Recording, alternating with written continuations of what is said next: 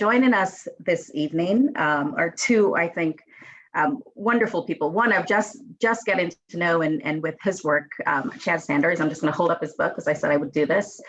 Love his voice, love the message in this book. And Khurram Hussain, who is our VP for Diversity, Equity, and Inclusion, as well as a professor in our education department. So welcome. Before we get started, there are two folks on that I really want to thank who brought this program to us. And that's Kat Boyd, who is a senior publicist at Simon & Schuster, and Brandy Farrar in our career services office, who is also another sponsor department, who with the first 25 students to email her tonight will get a free copy of Chad's book. And so at some point during the evening, we'll drop Brandy's email in the chat for you to use. However, you should all have Brandy's email in your inboxes anyway. So first 25 students, I'm looking at you, Litzy, because you're the only students I can see right now on here. Drop that email in to Brandy and get a copy of her book for you. Okay, or of Chad's book for you. So let me tell you a little bit about Chad. Chad Saunders is a writer, director, actor, and musician based in New York City. Previously, he worked at Google and YouTube and a tech entrepreneur. He has since written and co-written TV series and feature films with collaborators Spike Lee, Morgan Freeman, and Will Packer. He's a writer for Rap Shit, Issa Rae's new upcoming HBO Max comedy series. And if, maybe I said that wrong, Chad, you may have to correct me, because that I is bleeped. His op-ed pieces have appeared in the Time Magazine, New York Times, Slam Magazine, and Teen Vogue. Before living in New York, Chad lived in Berlin, London, Oakland, and Atlanta. He's a graduate of Morehouse College, and he was born and raised in Silver Springs, Maryland. I think what you're going to find tonight with Chad's book, Black Magic, What Black Leaders Learned from Trauma and Triumph, is that he explores this topic and through his experience as a Black man and on predominantly white campuses. So many of us have heard the term PWI. That is how we define Hobart and William Smith. We are a predominantly white institution. And so how our experiences as Black people are impacted by some of the lessons we learn here or experience we have here on campus. So with that, I'm going to turn this over to Khurram and Chad, and enjoy your evening. Cool. Thank you, Chevy. I appreciate that. Welcome again, Chad. I do feel like a bad host. I'm having my evening green tea, and I can't offer you any, so I apologize. Hopefully I can make that up to you someday. I am really looking forward to this conversation with Chad. I have to tell you, for those that have not read the book or seen any of Chad's interviews, there's something really striking about Chad's interview style. He's very clear and compelling, and he really drives good questions. And so you'd think I would be very intimidated having to put some questions forward to him, but I'm actually not. I'm relieved because in my experience, people that are very good interviewers are incredibly generous with answering any type of question, even the clumsiest question that I put out. And Chad will probably find a way to navigate through it and answer it. So I'm actually feeling really good knowing that Chad is such a thoughtful and intentional questioner. And certainly he did a lot of that for this book. And granted, a lot of folks haven't read it. And Chad, I know you want to have a real conversation tonight, and I really appreciate that. And I'm hoping we could just start out with you sharing with the folks on the call what Black Magic is and what your journey in writing it was like. Yeah, sure. And thank you for having me. Also, thanks again to Kat for setting this up. Kat has set up many interviews for me, but I think this one is special to her, so it's special to me. Well, Black Magic, to put it very plainly, is the set of skills and abilities that I think Black people learn and adapt and own over time, just by surviving in this country. And that survival is physical, as we know. That survival is emotional, as we explore in this book, and that survival is mental and intellectual. And in the book, I explore what some of those abilities are that Black people learn to adapt over time with the interview subjects in the book. And then I talk a little bit about my own life and my own story and my own Black experience and how that informed the ways that I brought myself to business, first in the tech industry and now in Hollywood, which is basically where I work now. How did I go about writing this book? That was question 2. So in 2017, I had the idea for the book in 2015, actually, when I was still working in tech. I was working at a tech startup in New York. And it wasn't until 2017 that I, got signed to an agency and had like all of the sort of fancy faculties to get in front of Simon & Schuster as a publisher. And I wanted to write the book that I needed at that point, which was, I was looking for like a how-to for an ambitious young Black person to become like a Fortune 500 CEO. And that was the book that I set out to write. And over 4 years, as I engaged in the interviews and as I thought through my own life and as I examined my own life and what I really wanted, that dream changed tremendously. And I decided, I don't even know if I decided, but just what I became instead was a writer. And I would say that what I like about the book and what I wanted for the book was for it to include enough of a diversity of Black experiences that it could speak to people who have dreams and ambitions all across the spectrum, not just people that want to be CEOs or people that want to be executives or people who want to be musicians or actors or scientists or academics, but all of those, the entire range. And I think that's what we did. That's I really appreciate the way in which it evolved over time and you changed, right? And I think that one of the most powerful kind of observations that I had was not only the kind of personal honesty that you bring to your questions, but also the personal honesty that you bring to your own life and your own story, and you're really kind of clear-minded about that in a way that I guess I'm curious for you in terms of your work, your process, and telling your story. Does it come out in one clean kind of flow like this, or is your work as a writer something that you kind of write and rewrite, visit, reflect, and revisit? How did you come to the point where you could tell your story with this kind of clarity and purpose? Yeah, well, I think one thing I'll say is that I went to therapy when I was in my mid-20s, and that helped me to develop a language and a way of seeing my own life and a way of seeing my own story that was unusual. But the short answer to your question is no, it doesn't come out so bare on the page. It's scary to talk about the ways that you have, for instance, sold out yourself and your own cultural identity because you wanted to elevate. That's what I did. And it's embarrassing to tell stories about distancing yourself from other people that look like you so that you could be accepted by white people. But I needed to say it because I need other Black people and other minorities, frankly, to feel seen and to not feel so ashamed and so embarrassed about the things that they've done to placate whiteness. So it wasn't easy.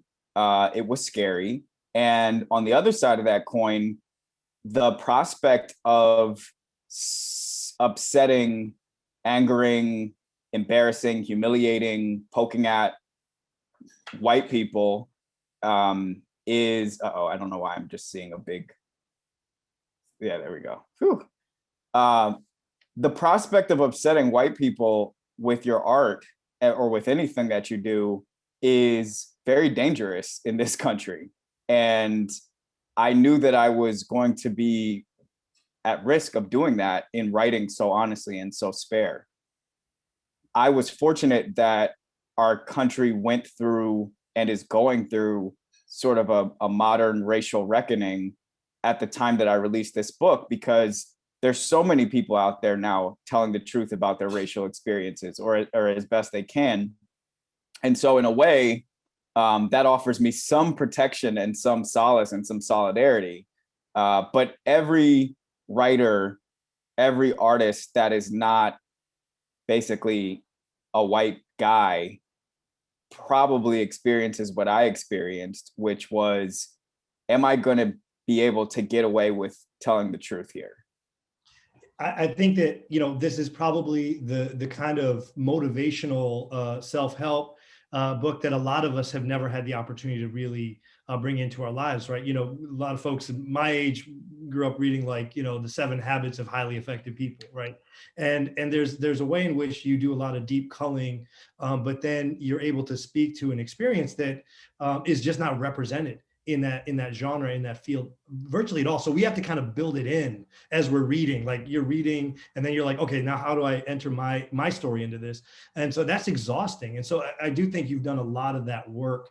And I think the vulnerability required is really powerful. I also want to name this space, right? We're at a predominantly white institution where a lot of the kinds of hypervisibility and invisibility that you describe in the book is really embodied in the experiences that many of our students have here. But before we shift to that conversation, I'd love to have you talk a little bit more, because you do with such courage and honesty, even though it is frightening, about your time in spaces that were just absolutely, almost to like a mystifying degree, kind of erasing. And yet there where the opportunities were. I'm thinking of places like Google that you've talked and written quite a lot about, where just really taking an honest kind of assessment of what that experience was like was a really important part of your growth and decision making. So I wanted to invite you, Chad, if you don't want to go there yet, that's fine. But I want to invite you to talk about that a little bit more. Yeah. In that space. Yeah. Yeah, I'm happy to. Especially because I think, the students on this call are already familiar with those types of spaces just by the way that you've described your school. But for me, I grew up in a very diverse suburb, but my classrooms were mostly white. I went to an all-Black college, which was Morehouse in Atlanta, which is a very Black city. And I had a really jarring cultural sort of typhoon when I arrived at Google in Silicon Valley, which is an extremely white place and an extremely white company run by extremely white people. And I was not prepared for how different and how alone I was going to feel culturally most of the time. And as a result, my self-esteem suffered and my work product suffered. I spent a lot of my time, as many people in the book also attest to, I spent a lot of my brain, mental energy just focusing on assimilation, just focusing on making sure that I was hitting the right cultural cues, knowing the right music, vacationing to the right places, going to the right bars, knowing the difference between certain IPAs, things that seem trite as I'm describing them, but are on a surface level, sort of an important part of connecting to people who don't look like you and come from the culture that is dominant in this country. And so when I transitioned between Google to a tech startup that also had similar demographics, I did so in hopes that things would be a little bit less blanketed, that I would be able to bring myself a little bit more fully. And I did, but even still, and eventually that company was bought by Kaplan. And so there I was like still working at a giant corporation run mostly by white dudes.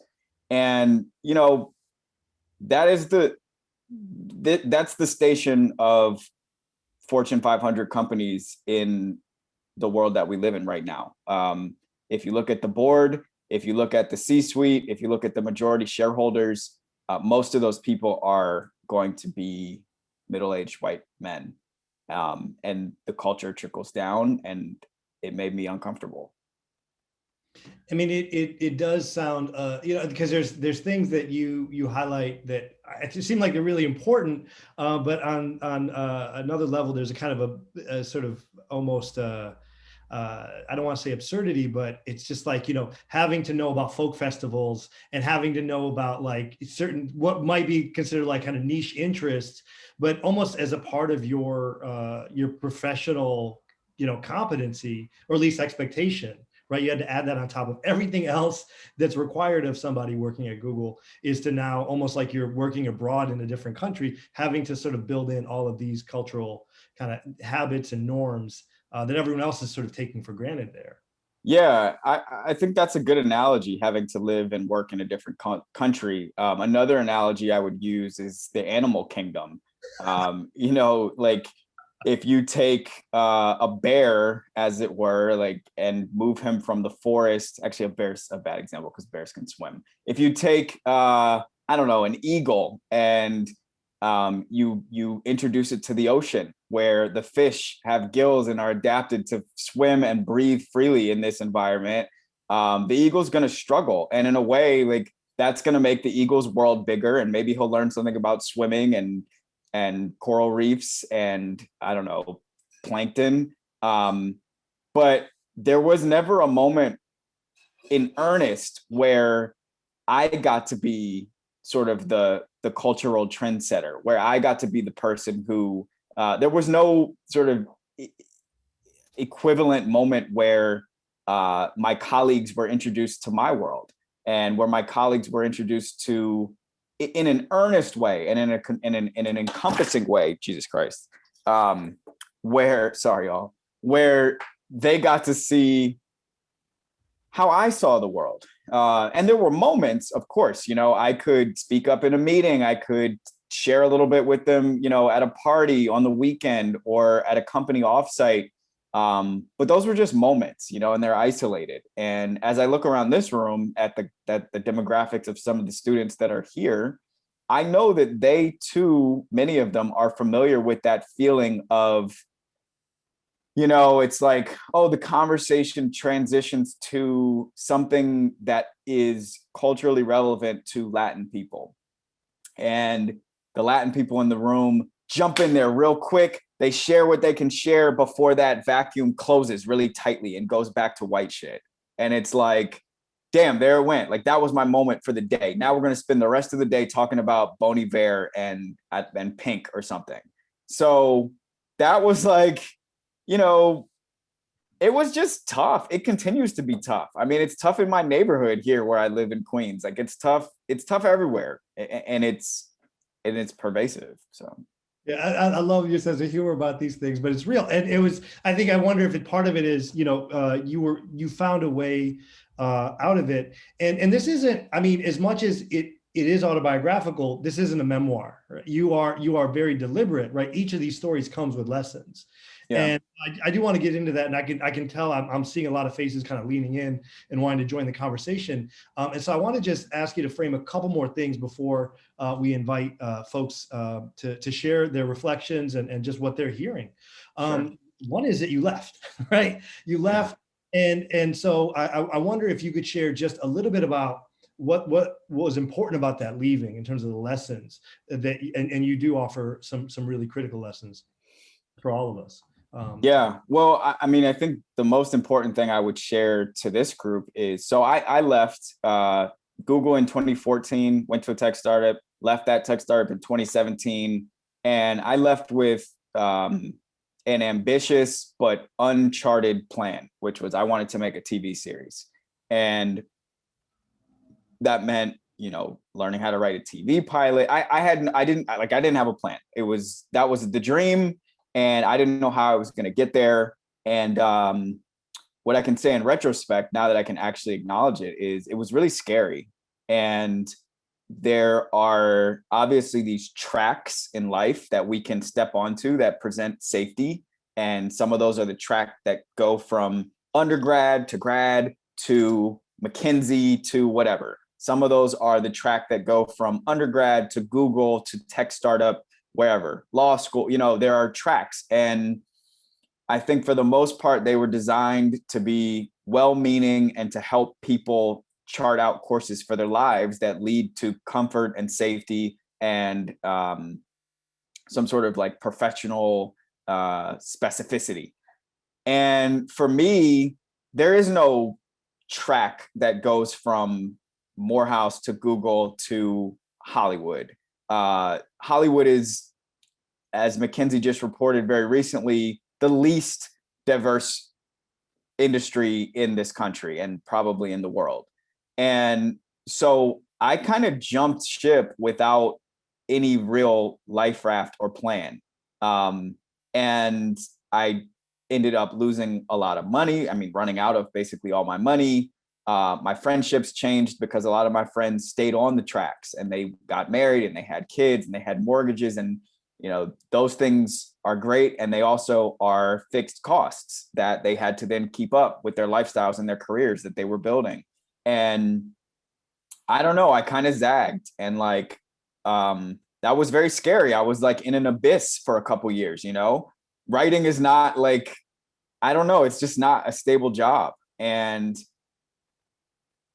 I guess why I bring all that up is to say, at some point, I think for anybody who has a very specific dream, you are probably going to have to do something bold to step into it. And it's going to be scary, and it's going to require letting go of the rope that you have been given societally to some extent. And that's what I did. You walk through and you walk to some scary things. And what I think is, really important, is especially talking about this in an academy, at a liberal arts institution where the cultivation of the inner life first is the kind of core mission, right? It's actually not to make sure that we're doing something immediately relevant. It's to grow something within. And so, as I think about the layers of courage that I was reading into your work, first off, I'm like, I don't know how you just don't work for somebody and get a paycheck. That's scary enough to me, right? So I'm already looking at that and the courage, but there was courage before that. And there's a lot of ways in which this is a guide to do some self-work. For those that are willing to do that self-work, to take the courage. And there's places you just don't hold back, right? And one of them is trauma. So Chad, I don't know if you mind me reading a passage from your Please. book. Yeah, Okay. Go for it. I'm not going to do it as well as you do, but this will be like, you can interrupt me like, wait, stop, let me finish. Okay. So I want to talk about this piece is early on, right? The core tenet of Black magic is that power can be derived from trauma and suffering. I use the term trauma according to its precise definition, a deeply distressing or disturbing experience. Blackness is at times just that. Who would deny it?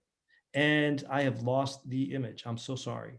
But what you go on to say is that for those that are willing and those that are prepared to do so, that trauma can become, and again, I'm not going to explain your argument to you, but it can become an important and vital resource. And by no means are you trying to pretend like there's a such thing as Black privilege, or that this is somehow like, isn't trauma great, right? Yeah. That's not what you're saying.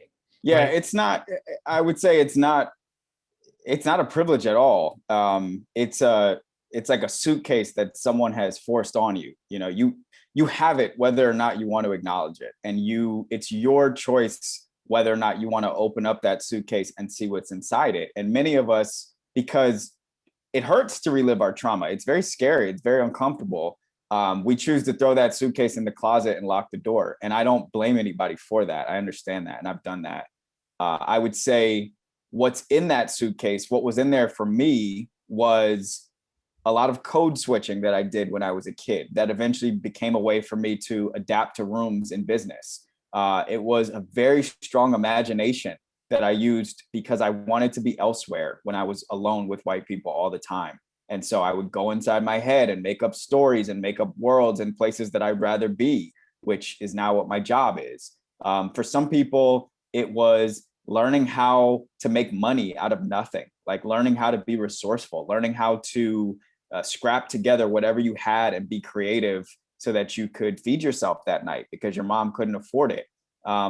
That's the stuff. I mean, it's backed in data. Like, we are, as Black people, the most likely to live in poverty, the most likely to go to prison, the most likely to be shot and killed by the police, the most likely to grow up without both parents. And as a result, we have to figure out from a really early age how to get from one day to the next day. And generally that's making, that can mean making rational decisions out of lose-lose options. And that's a lot of what business is. That's a lot of what entrepreneurialism is. If you ask a Fortune 500 CEO, and if you ask the dude that's selling CDs on the corner, I guess, God, that is such a dated reference. If you ask like, I don't know, someone who sells advertisements on their TikTok, they will tell you the same thing, which is that most of the job is fast problem solving. And that's a lot of what the experience of being a Black person is. Fast problem solving. And what I think is sometimes really unfortunate and dismissive about a lot of well-intended folks that want to be strength-based in their affirmation and in their counseling and mentoring of young people of color, of young Black people, is that there's a kind of individuating. Like, you have everything you need inside of yourself, which I do like that premise. I accept that in so many ways. Within us is the whole universe. Absolutely, Carl Sagan, right? But what I think you do early on in the book is to say, no, I'm young. I need to also go into the archives. I need to go into the library of biographies that exist, 200 of them, in fact, right? To say that there is out there a blueprint of what to do. And I don't have to sit here and just on the top of a hill, just come up with it like an enlightened being. Like, I'm going to go and do the work to go find people that have done exactly this, that have found what you call Black magic in their own lives. And you've put that together. And so I'm wondering, and then I do promise I'll invite people to join us in this conversation, but I'm wondering if you could talk a little bit about what you learned from talking to others, friends, mentors, business partners, that has helped kind of develop the architecture of this Black magic. Kind of, I don't want to call it a special formula, because there's elements here that people have drawn on for generations, but you have distilled it down in a really translatable way for industries, right? Yeah, well, and what I think you're talking about in the premise there is community, and the profound strength and humanity of community. There are Black kids who will grow up in white neighborhoods, go to white high schools, go to white colleges, go work at white corporations, and move back into white neighborhoods, raise their kids there. And I'm just gonna keep it a buck. I feel bad for them. I feel sad for them. They will never know how it feels to be a fish in water. They will never know physically the way that it changes your breathing. That's what, to a person, I interviewed almost 200 people, over 200 people for this book. And I want to say 90% of those people, and you'll find it in the book, talked about just being able to breathe when they were around people that they looked like.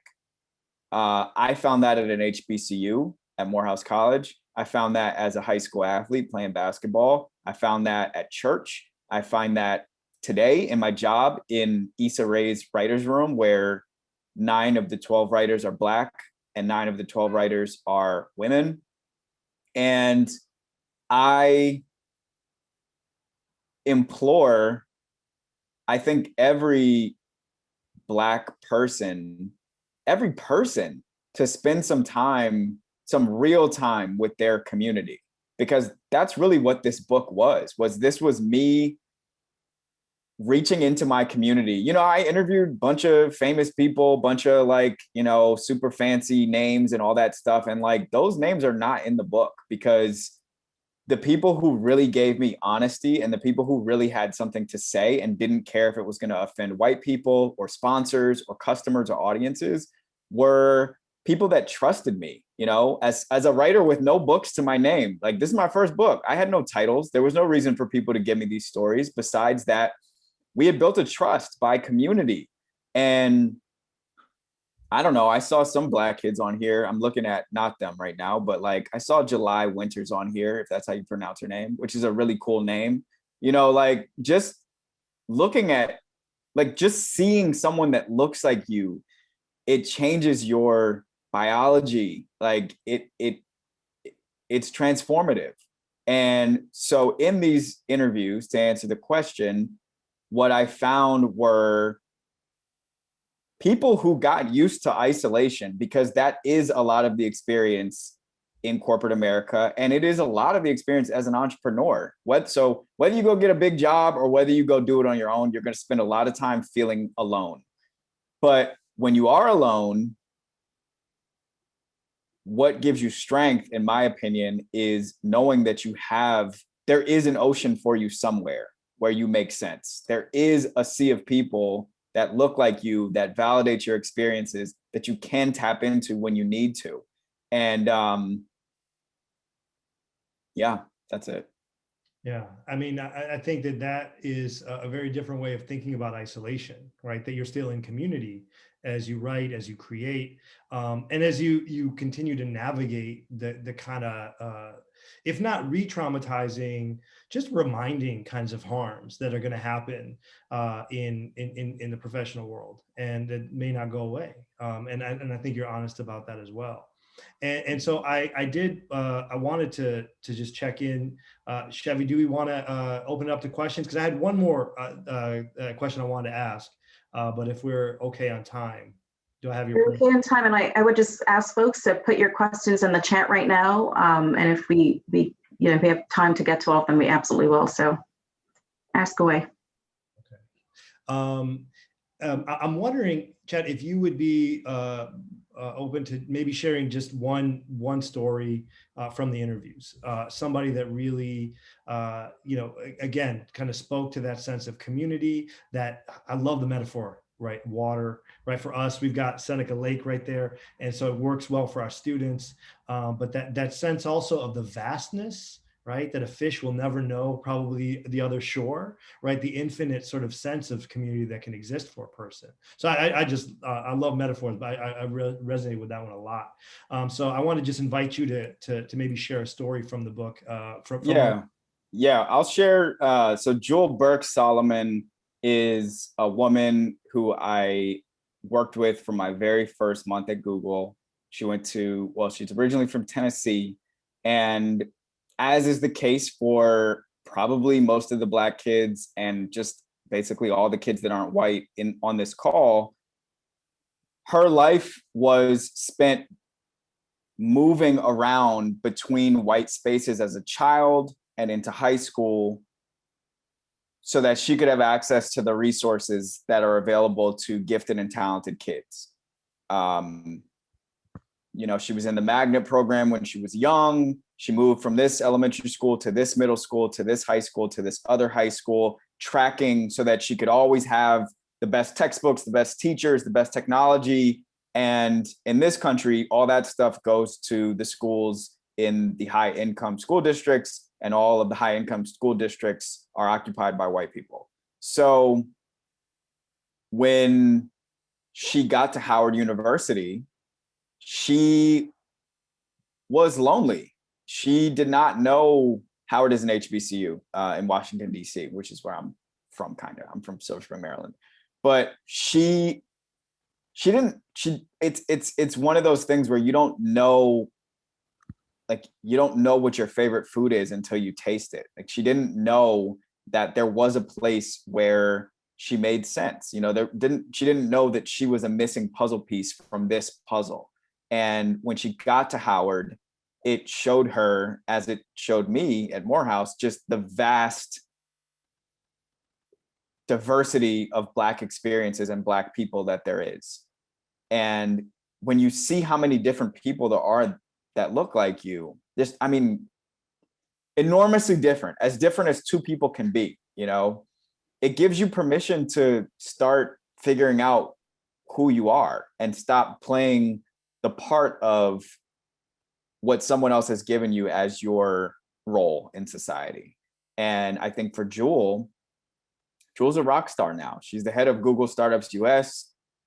Jewel in her 20s sold a tech company to Amazon and became a millionaire. She's a public speaker. She's a force. She lives in Atlanta, which is where she wants to live. She does whatever she wants to do for the most part. She's in her early 30s now. And, you know, I expect Jewel will probably be like president or something. And I'm not even being facetious. So, but she learned to like, she learned that she could even get to choose who she wanted to be by first seeing the depth of her own community, and that she could be anything. She could be anybody. She just needed to imagine it. And that's what she's done. So I mean, in that sense is the treasure that's within, but it's not just the treasure within the self, it's the treasure within the community, right? I love the way you describe that, right? That you don't know your favorite food until you tasted it, right? And, you know, I really appreciated the sharing of that. Thank you. And that is among, I think, one of really many powerful stories that are in the book. And so now I appreciate some people are turning their cameras on. I'd encourage others. We got a few minutes left here. And while I love being an educator and being around people that are increasingly distant from me in age year after year, I realize that working at a school does not mean you're in the fountain of youth. But I will warn you that if people don't jump in and ask questions, I will start saying things like, you know, here's what students think, and ask Chad to try to represent you. So you could sit there and watch it happen, or you can jump into the chat, or if you feel so bold to unmic and go ahead and speak your truth. I will also tell you, Chad's just a really good interviewer. He's a really empowering kind of, you know, inquisitive thinker. And so he may just be supportive in you know, kind of asking clarifying questions. So I want to welcome anybody who wants to put out a question. So what do y'all got for us? Yeah, I'm a yes and person. Right. Why don't we go to Roman? And I don't know, Roman, if you'd like to ask your question yourself, but since you were the first in the chat, would love for you to unmic and pose your question to Chad. Oh, okay. So my question was, what were some of the critiques that you received right after publishing your book, and how did you deal with them? Good question. I think that the critiques that I've gotten have come from my closest friends. I think those are the people who feel comfortable actually giving critiques, and most of them are Black. And, you know, I think the critique has been, I move very elementally in describing some of my Black experiences, and I could have moved faster for them. I think the challenge in writing a book that is written for broad audiences, but about Blackness, is that we're not all working from the same starting point. So, you know, and my editor is a white woman. My publicist is, I think, a biracial white woman. But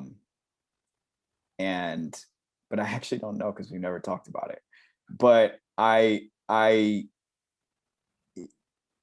this is the challenge of being a writer and a first-time writer, is you want to let everybody in, you want to be honest, you want everybody to feel you. At least I did. But you kind of can't, you can't write to everybody. You know, there's no, it's just impossible. So that was the criticism. How did I deal with it? I don't even know if I've dealt with it yet. You know, I don't know if I've processed it yet. My something I've been working on this year is that some of my community, some of my closest friend group is really competitive. And so take it's hard for me to take people's opinions about my art on face value sometimes, because I don't know what's behind it, you know. Yeah. Thank you, Chad. And, you know, in terms of not being able to, you know, to write to everything, right? Even though, you know, you speak about and write about trauma, this isn't necessarily kind of a social justice treatise, right? This is really about the kinds of strategies, tactics, skills, and inner work that can guide people to sort of move into their aspirations, into industries, to be creators. And so, you know, I think that that's an important thing to name, that even though this is being written, you know, in a year where a lot of racial justice work is being written and very well, it's also important to look at work that's looking at other avenues and elements of Black experience. And Yeah. this is an important thing to acknowledge. So, you know, and also that is a strange thing. Like if you were coming here as like I don't know, a Polish playwright, right? We wouldn't necessarily put upon you like, you know, every expectation of like, you know, please explain how your work relates to racial justice or, you know, Sure. social justice. So, you know, I wanted to acknowledge that. I didn't know if you wanted to speak to that at all. Yeah, I mean, I think you've said it there, which is that this is not really a book about it's not a book at all about like what we need to do to fix race relations or anything like that, or cure. It's not about anti-racism. It's not about any of that stuff. It's really about, this is the game board as I see it for people who are ambitious and who happen to be Black. And that game board is tilted because of your Blackness. So what can we collectively find within this game board that we can use as our own special abilities to navigate it and get where we're trying to go on it? And I know that there are similar game boards for people of all different types of identities. You know, ours is probably unique in some ways, but I think the lessons and the tools here are very much translatable. Thank you, Chad. All right, I'm turning it over to y'all one more time before I ask my next question. Does anybody want to unmic and ask a question? I just have to say we have to go to July. You called her out earlier, Chad, and she has what I think is a pretty poignant question for you. So July, please unmic and ask your question of Chad. Sure. So you had mentioned earlier in the dialogue the idea of racial reckoning, which really stuck with me. And as someone who grew up in a white community surrounded by a lot of different people, but not a lot of diversity, I kind of wanted to ask what that experience was like for you to reconnect with your identity, because I think for a lot of times my Blackness was disconnected from my identity in order to be better able to fit in and assimilate with the communities around me. So when you were kind of making that move from tech to changing yourself to try and assimilate with these people, like what was that like for you to reconnect with your identity? That's a great question. Also, you have a great name, and it's a name, it's like an artist name. I feel like somebody would make that name up for themselves if they hated their name. So the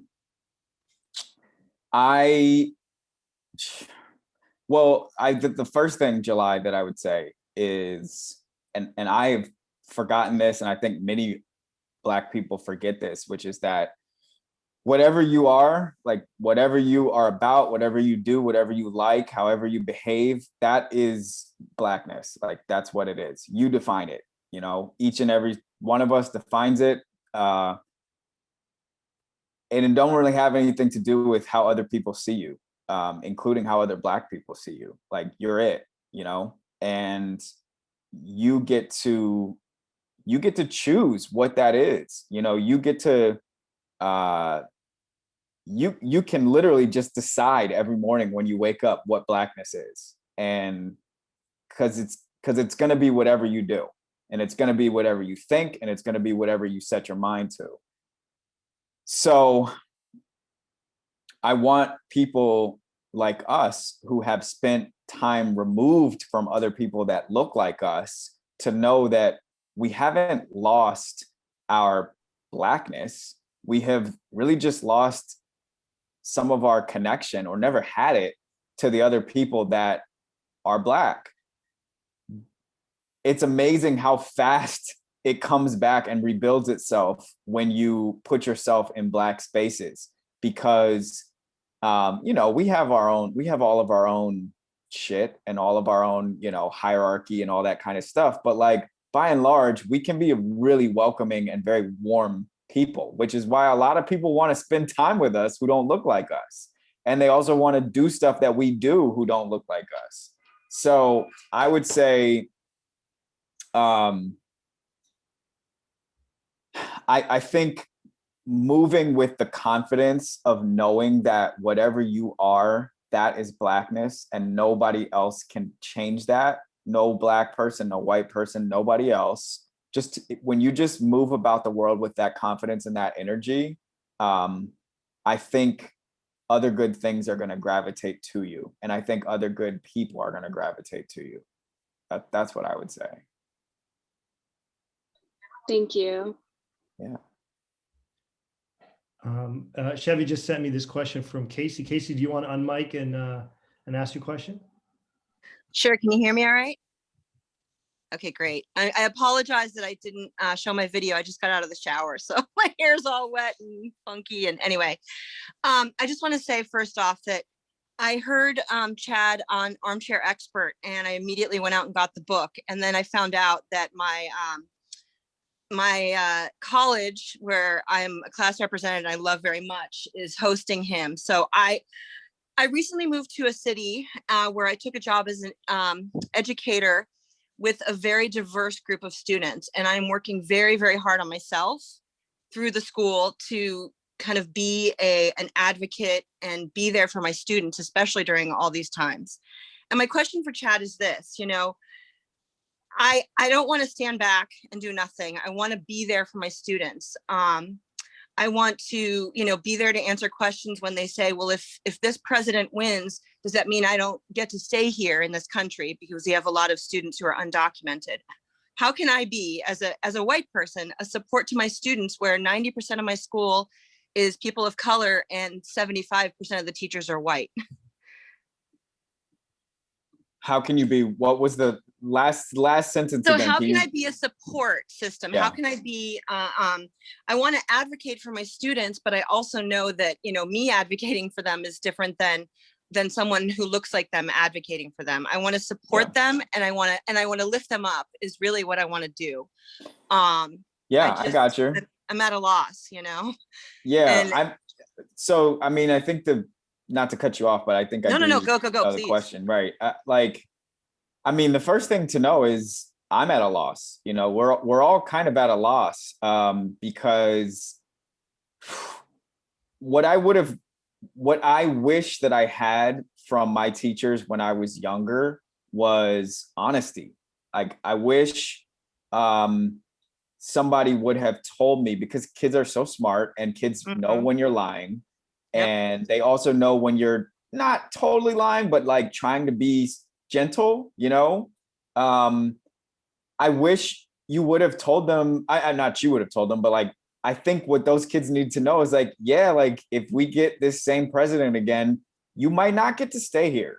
And I think it's scary because that's such a destabilizing thing to say. And I have a lot of my closest friends are counselors and basketball coaches and teachers in the county that we grew up in. And I know how urgent these kids' feelings are. I know that these kids are, they're in danger, like emotionally, sociologically. Oh, it's horrible. Yeah. I mean, I don't know it like you know it, but I'm familiar. And I write to that audience mostly in TV. And so like, I think what they just need is honesty. And I think, unfortunately, we do so much storytelling to people that age about what they're walking into. And I wish, I had a mentor who kind of opened my eyes when I worked at Google about things that I was associating to Google as safety and prestige and balance, that were such lies, like that I wasn't nearly as safe as I wanted to believe that I was by living there. And that was thrown in my face when Trayvon Martin died or was murdered. But I just think they need to know what's what. And like, it really sucks. Like, I remember the day my mom and I drove by McDonald's, and I asked her, like, but wait, like, can we go to McDonald's? She was like, no, not today. I was like, but I really want a hamburger. And then I was like, where do hamburgers come from? And she was like, well, they're cows. And I was like, but the cows? I was like, why are they in the hamburgers? And she had to explain to me that they slaughter the cows and they live in terrible conditions and all these things and blah, blah. And it was really sad. And I was really heartbroken. And I don't know, like, I processed it, and like, I thought about it, and it made my world bigger to know that. And I still think about it when I eat cows today. And like, the only answer I really have for you, unfortunately, is honesty and space, as far as I can tell it.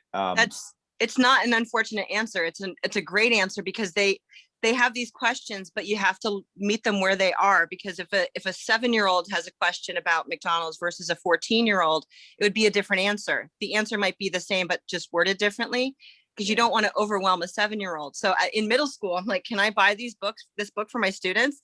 Yeah. I know I can, and I probably will. Well, and then the space part, which I think is difficult, but I'll speak to the racial side of it. Like, sometimes people need the floor to just talk through their thoughts, and it can be such a battle just getting in there to say something before the white people take the room over again, like before the tallest white guy starts talking again and everyone laughs at a joke that's not that funny. Like, it's just hard to fucking say some words and have time to walk through a thought, that you need to get out, so that you understand it, so that other people understand it. And then maybe the conversation can go a little bit toward the direction that you have in mind. And like, that's where the equity takes place. It starts in like thought equity and vocal share equity and emotional space equity. And can I complain a little bit today? Like, can I talk about something? Can I cry at work? It's like, that's the stuff, like, where I think you can set a culture for these kids when they're young, where they can feel like they actually have space to say something and talk about it together and be wrong sometimes and figure it out. That's like, to me, that's where I think our Black and brown kids get the short end of the shaft a lot of times. Chad, Wow. yeah, That's amazing. Thank you. I just want to say thank you. I'll let you pick up, but that just, wow. Thank you. Sure. I so appreciate that. You have this ability to highlight for people that maybe, like, you talk about the suburbs this way, you talk about Google this way, as dangerous places. Not just for like physical threats, but what it can do internally. I keep thinking of Jordan Peele's Get Out, right? Like, Yeah. oh, this is just like a nice, like, lunch. Right. And what's dangerous about this? What could be dangerous about the suburbs? And in so many ways, I think you just highlighted that, right? Is it can be a catastrophe for your own ability to express your inner life as part of a community. Yeah. And I think you do that again and again. But on the other side of it, you also then provide tools and resources for people navigating the suburbs, navigating Google, maybe navigating a PWI. Well, thank you. Thank you for saying that. And I just want to be clear, like, I don't provide those tools. I just identify them. You already have, like, July already knows how to do this stuff because she goes to school here and because she's lived her life this way. When she gets to, I can like tell from 2 seconds that she's freaking brilliant. She's creative. I see what her room looks like. Her glasses are cool. I'm like, so when she gets to the next level, when she gets to the next place where the floor is open. I want to kind of say this. I just want this to be clear. Like, everybody is making this shit up. Like, Google is making it up day by day. The executive who comes with the most confidence and verve and can get people behind their idea, and can point to the data and make something up and say it's a good idea and get people to follow that. Like, that's where people will go. But if you don't have that verve, like, if you don't, and it doesn't have to be loud and grandiose, it can be kind of like me, it can be contained, it can be intense, but like, if you don't have it, people are going to look the other direction. And Black and brown kids and college students, a lot of times that verb gets chopped off at the knees because everybody looks at somebody else. Everybody listens when somebody else speaks their mind, even if they are saying the same, smart or stupid or ridiculous or clever thing that you had to say. And like, but we give such deference to these companies, to these managers, to these CEOs, to these Mark Zuckerbergs and Steve Jobses, who we see on Wikipedia pages and on movies and all this. Like, we give them such deference, and they're just freaking making it up and getting people to follow them there. So we're not going to end on this note, Coram, because I want to get one more question in there, even though it is at 8 o'clock. So folks, if you can just stick with us a little bit. And Chad, it's something we talked about when we met. We talked about gender, right? And so there's a question here, and Susan, I'm just going to read the question. It says, after students, I'd be curious, Chad, if you see a difference between Morehouse to Google. On our video. Doesn't look. Whoops, and Spelman to Google in terms of the gender and of racism and the structures of exclusion. You're going to have to read that again for me, please. So do you see a difference between moving from Morehouse to Google or Spelman to Google, right? So Morehouse, male, female, in terms of the gender and of racism and the structures of exclusion at those organizations? Oh, yeah. I mean, so Spelman is the all women's sister school beside Morehouse in Atlanta. We literally share a border. My mom went there. My sister went there. Many of my best friends are from, went there. I don't think there were any Spelman women in the book, which that's something I probably need to do right next time. But I would say that experience is distinctly more complicated than my male experience. And I don't know exactly in what ways. And I tried to get some information about that in this book, but without stepping on it as somebody else's subject matter expertise. And, even the women in the book who I interviewed said, it's hard to know when someone is giving me a hard time because I'm Black versus giving me a hard time because I'm a woman. It's impossible to know, who among, like, unless you've had both experiences, which very few of us have, like, who would know? So I think I kind of get this question comes up frequently, and I kind of get brain scrambled because I can't distill. Like, I can't know, but what I do know is I can feel the advantages I get from being a dude. I can sometimes I laugh. I'm like, when guys win an Oscar, when guys win an Oscar, like, they should go up there and, like, thank God as they do for making them a man, because that gives them such outsized advantages over everybody else to trying to win something in Hollywood. And so I don't know, man. I see the advantages sometimes, clearly in myself, but I also know it's really easy to be ignorant about your own advantages in your experience. And so, like, I probably take for granted 95% of the ways that I am advantaged by being a dude. I don't know. I don't have a good answer. I'm sorry. Yeah, but as often the case, you have a good question, right? And I really raised it that way. And as the person who asked the question, I would just say, thank you, Chevy, for asking it. And, part of the reason I asked the question is because we can't ever know. So I'm really grateful for that answer, which is the best answer I've heard in a long time. We don't know. Yeah. And yet we're committed to knowing eventually. So thank you. I'm grateful to Chevy and to others. Thank you. Thank you. Thank you, Betty. Okay, so Coram, I'm going to let you wrap up. I'm still at that place where, Chad's talking about how everybody's making it up. What a gift to know that, right? What a gift to know that, our creative powers can be really relevant. And in a way, it sort of ripped the mask off of imposter syndrome, right? That, you know, some people don't experience it. And sometimes you'll be sitting there and you'll be like, why isn't this person experiencing imposter syndrome? Why do they feel so proud of that, what they're doing right now, right? And it's amazing who doesn't, right? And that can cut across lines of privilege. And who does? And then you see this other person and it's just like, they've crossed every T and dotted every I, and they're still like, did I do it right? Right. And so I just want to just acknowledge the gift that Chad's offering in saying that we're all making it up. Right. And so I think you're also calling us to make, right, to create. And so I appreciate that calling in as well, Chad, that's in the subtext of what you've shared and also in the context of what you've written. So I really appreciate it.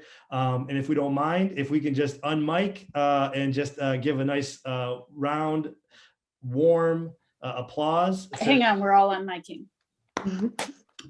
Thank you. Brilliant. Thank you. Thank you. I have a feeling your book is gone. Like, emails have been sent. I hope so. Good. I'm putting into the chat Chad's webpage as well. So. Oh, thank you. I'll put this stuff too. And I'd just like to thank Kat again for just bringing this conversation and this, because I remember when she first kind of gave us the premise, I'm like, man, I remember that feeling. I know that space, right? I'm from the Caribbean, so I'm gonna say that sea, right? I know what it is to, and I don't swim. I keep using these now. I don't swim, so I'm like that fish out of water, or bird in the water. But I just want to thank her again for bringing this conversation to us. And if the interest is there when we are back in person, and Chad, you want to come up and visit us, we'd love to have you. I'm talking, you know, for quorum, because he's going to pay. And and also for all the students, faculty, staff, alums, community members who really took the time to join this conversation. These are the things that we need to do, and the conversations we need to have to move forward, to move our institution, our nation, and even us as Black people, right? It's what I think the students here need to hear today. So thank you, Chad, for bringing this to us. And if you have any last words that you want to use to send us home, please do that now. And I hope, Kat, your parents are watching. I won't say who they are, but that they're incredibly proud of you and the work you've done to help get Chad to us so that he can share this message with our community. So that's it. I'll just say thank you. Really, honestly, I just want to say thanks to the students for showing up and asking questions. And I just hope that you will not let the world stop you from asking those questions when you get out of here. You have good questions. That's it. thank you. Thank you all. All right. Have a good night, everybody. Thank you. Thank you, Chad. Bye-bye. Thanks so much.